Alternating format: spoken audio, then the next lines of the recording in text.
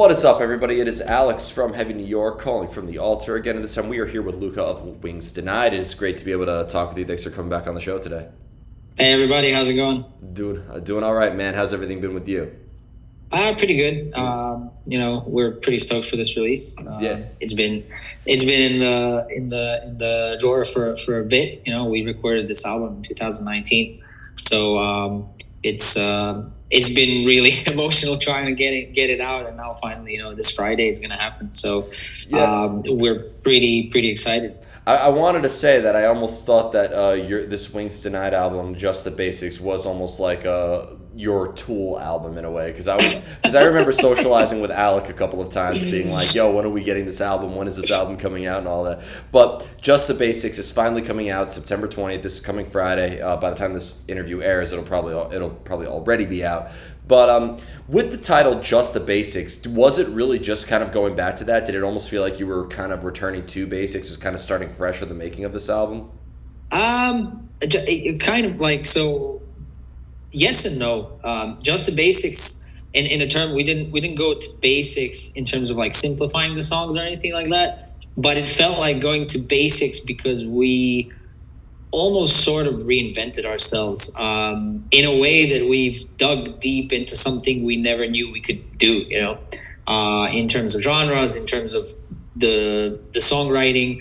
We kind of went along with a completely different approach that we've never done before, which is, writing it all together. Usually the way we would write our music before this was kind of separate, and getting into studio and doing it all together was kind of a different approach for us. Did you feel like, was there sort of like a vision behind it? Because you finished this album in 2019 and now releasing it in 2024. Did the vision of what this album was supposed to be through the course of making it, and even between finishing and releasing it, did the vision of what this record was about, did that change a lot over time as well? No, I think the time just really solidified it in a way, because we knew at the time what we wanted to say with that record, and getting back to it after so many years that it has been recorded, to me at least, it really stands the test of time, and we're really proud of what we did. So in that sense, the vision kind of remains the same, and that is just to create a record that is going to be very versatile in its sound, yet some cohesive. And that's something we were straining for. We were trying to do, and I hope the listeners also think that we've managed to pull it off. I think you 100%. My analysis of it is that you definitely did pull it off. I feel like that there is a lot to celebrate that When the Wings Denied can't, because this year does mark 10 years since the first full-length album, I believe, Mirrors. Oh, wow, yeah, you're right. Mirrors. I love it when I'm the one who remembers the anniversary dates, but the rest of the band doesn't. But how would you say the evolution has progressed in there? Because I know that you released the Awake EP before that, and then you released Voyager after that, but how was the sort of evolution? Was Just the Basics sort of like the vision that you always had for Wings Denied in a way? Or when you look back at Mirrors to the Prince, just how has the evolution evolved? Yeah, that's a cool question. I mean, when we did the first record, obviously we were a lot younger, a lot less experienced as, in music and in life. We were still college kids. And life, puts you through some things as you get older. Obviously, you grow up, you mature, and the same thing happened with our sound in a way. Our first record was very, gent at the time, was, in its prime, I would say, and progressive metal was, full of genty sounding music, and a lot of that came out on Mirrors for a Prince, and especially in Awake, on the Awake EP, our first EP. While, this record, like I said, it's a lot more, how do I say it? It's a lot more analog in a way, not so much, it's a little dirty, it has a dirty sound to it. I sometimes joke, Plastic Tears, to me, the production and the riffs and the way they were recorded and everything, it gives off almost like a stoner rock, Mastodon-y vibe at times. Rather than super polished production of progressive metal that was coming out at the time when we released Mirrors for a Prince. So in that aspect, yeah, I mean, I feel like this is a step up because our songs have grown. You know, we have grown as people. I think our songwriting is more tight now, and the songs themselves are, you know, in a way more melodic and more interesting. So And I've always thought that, like, when you look at all the EPs and the full length albums, that your music is almost like a retrospective of everything not radio friendly, from the progressive elements to the stoner elements to like some of the doomy, more art rock elements. I think in the end, you have like a retrospective of all the best aspects of anything we're not going to hear on daytime mainstream radio. that's a very nice compliment. You know, that's a cool way to put things for sure. And I would agree with it. You know, a lot of people would listen to the music and assume, because I think it has to either do with the prog title attached to the name or maybe just the music in itself in general. But would you say that maybe your music is approached from a very conceptual standpoint, where maybe like a lyrical Yeah, theme? definitely. Okay. Definitely. Would you consider Just the Basics to be a concept album? Um, Not really. Not in a sense of a typical concept album that you would, you know, get usually from musicians, especially in our genres. You know, progressive metal loves its, you know, conceptual albums and having a storyline from the beginning to the end. And in that aspect, not the album's not conceptual, as in it doesn't have, you know, elements repeating throughout. It doesn't have a story. Each song is its individual thing, and I feel like the songs themselves are. Each song stands on its own, and each song is very different from the other, even like genre wise. You know, we've got, for the first time, we've written something that's, you know, rocky, funky. You know, it doesn't even really belong kind of in the metal era. But then also we have a super heavy song. I think one of the heaviest we've ever written. And somehow, yet all of it manages to follow this kind of a similar thread that connects it all. So I wouldn't say it's conceptual in a you know, usual way. Yeah. I mean, because I've always said that the conceptual concept album, it's almost kind of like the religious versus spiritual album. The album could be very conceptual without it necessarily being a concept album, just like you could be very spiritual without being religious. That's, you know, that idea comes from years of overthinking the hell out of every musical note that I've listened to. Yeah, for sure. I was about to say, I mean, you've obviously, you know, I think you have thought through a lot about music and the way you listen to music, and, you know, that's awesome. And I would agree with you. Yeah, that's a very nice way to put it. How would you define progressive music in the end? Because I know that's a very vague question, but the reason I ask it is because Pink Floyd is considered progressive. Yeah, Opeth for is sure. considered progressive. Rush is considered progressive. Between the Buried and Me is also considered progressive. Dream Theater. So, like, what would you define as progressive music in a way? Because at first I thought progressive was supposed to be very ambient and mesmerizing and atmospheric, but then I listened to, you know, the aggressive songs from Allegiant or BT Bam, and that's definitely not what it's all about. I think it's more in the structural standpoint, but how would you define it? I think in order to consider something progressive, you have to consider the context of everything, like of the songs, you know, context of a song compared to the other songs that the band is making, and just like general opus of the band and the artist. And I think progressive, you know, this is going to sound cheesy, but like it's just like a punk type thing, you know. Progressive is not just a genre; it's like a way of thinking. It's a philosophy in a way, where you make music which kind of transcends one box, you know, or one area, or whatever, one check box that the music, with music being progressive, for me at least, it's something that really moves, changes, and kind of manages to capture different emotion and feelings that are not just, you know, put in the one box, if that makes sense. It does, but at the same time, it doesn't, and I don't say it in a negative, because you want to capture that emotion, right?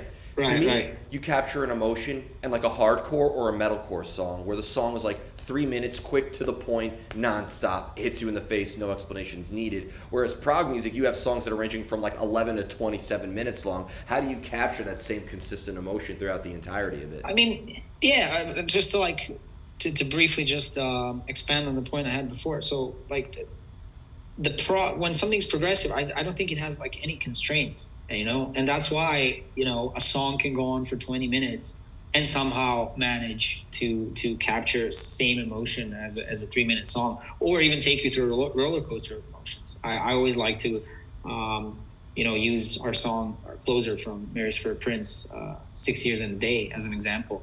I mean, it's a 12-minute song that yet somehow manages to stay kind of, how do I say it? It doesn't, each part, at least to me, feels like it fits.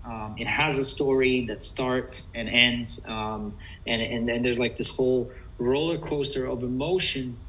Yet it all kind of falls under the same umbrella, without a single part sounding off or weird, or not cohesive. So in that aspect, for me, progressive would be something that just isn't really, taking usual limits into consideration, whatever they may be.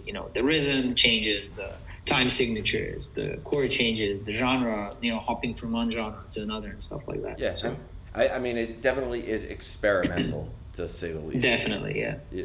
And being that, I definitely consider the music of Wings Denied to be very experimental. That has to open up a lot of flexibility to try to incorporate new stuff, right? It's not like you have to really like compare the new material you're writing to like the last material, being like, no, it has to have this. I feel like by having a rather limitless genre, that has plenty of flexibility to bring new stuff to the Yeah, and when Zach, the guitarist, he writes most of the instrumentals in the material, and I think the way our sound, particularly Wings Denied, is kind of how we come about our sound. I think influences are a big deal, and our influences really like range and are wide. And each of us, each of a band member listens to something completely different from the other. Yet we find this like sweet, like a big Venn diagram of like four people, and then we like find that one sweet spot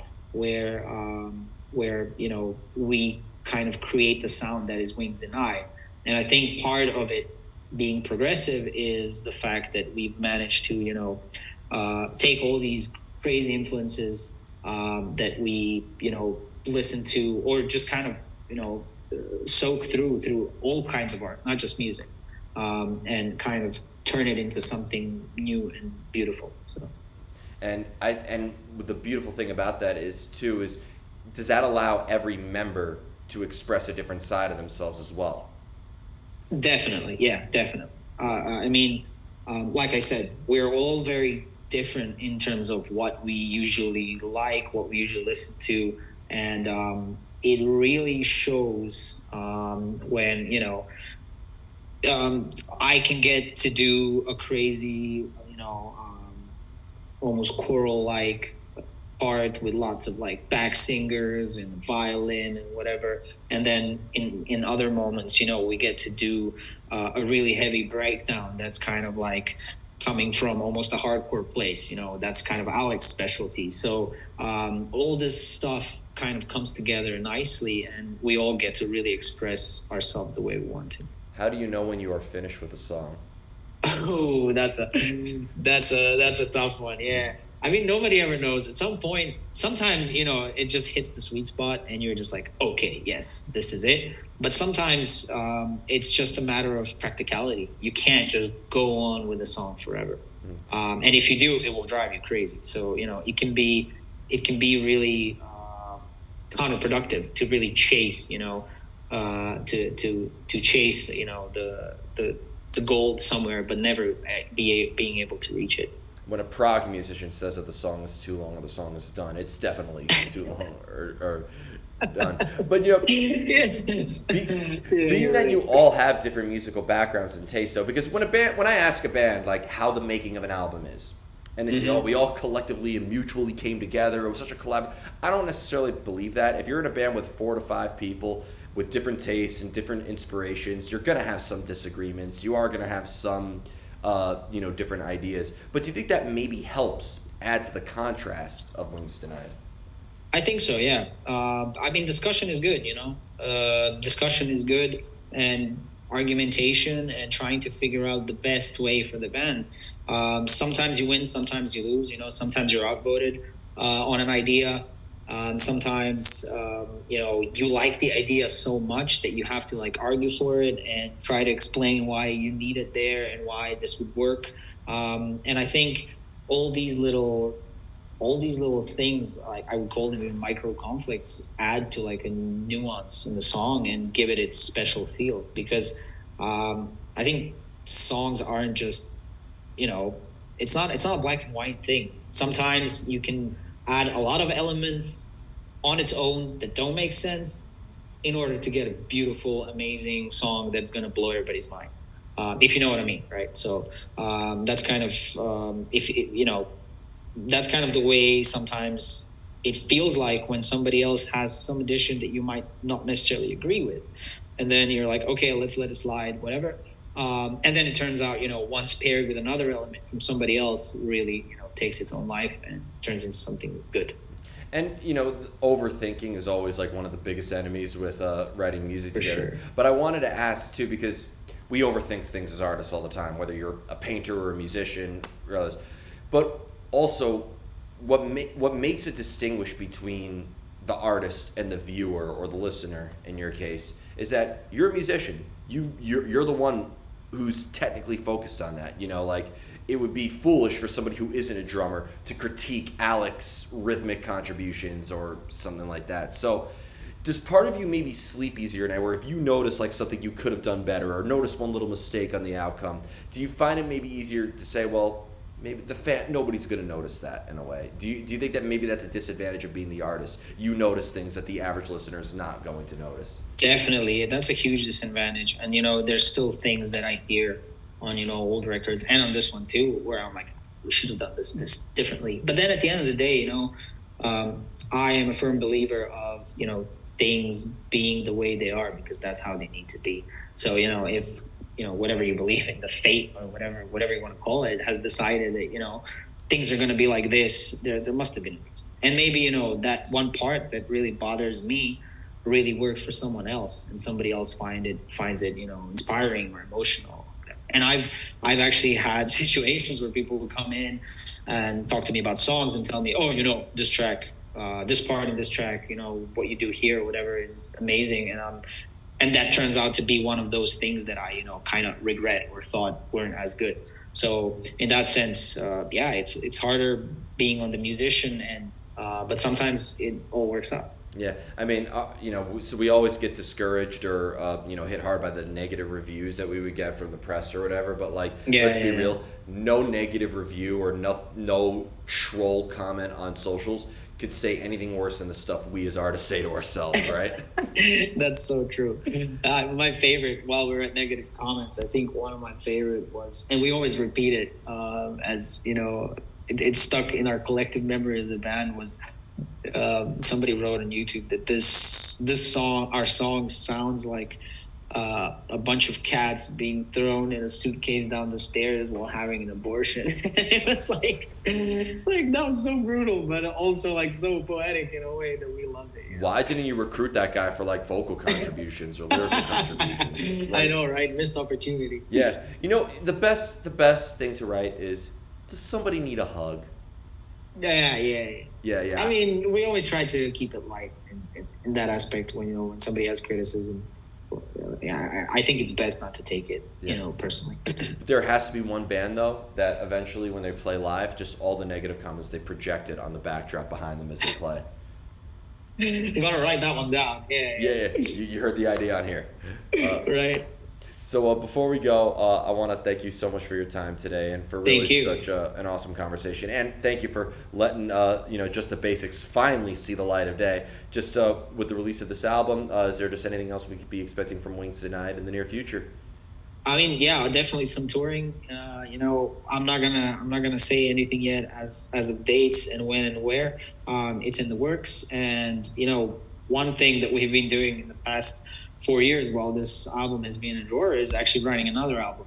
And there's a lot of material, and we are, pretty far advanced with it. So I hereby promise that, it is not going to take another 4 years for people to hear another album. And I'm actually hoping, it's going to be more in a year or two period that we get to hear another album. I was about to say, like, you've had plenty of time on your hands, so Exactly. Yeah. thank you. Yeah, we went through. You finished it in 2019. We went through a whole global pandemic, a near world war, the near fall. Like, we went through so much fucking shit, and this album survived through all of it. Like, There's a lot of material. Yeah. you should rename this album to "What I Miss." So, but thank you so much. I like that. I like that. Thanks a lot, Alex. Man, this is fun. Everybody, we are here with Wings Denied. Be sure to check out Just the Basics. We will see you next time on Heavy New York. Peace out.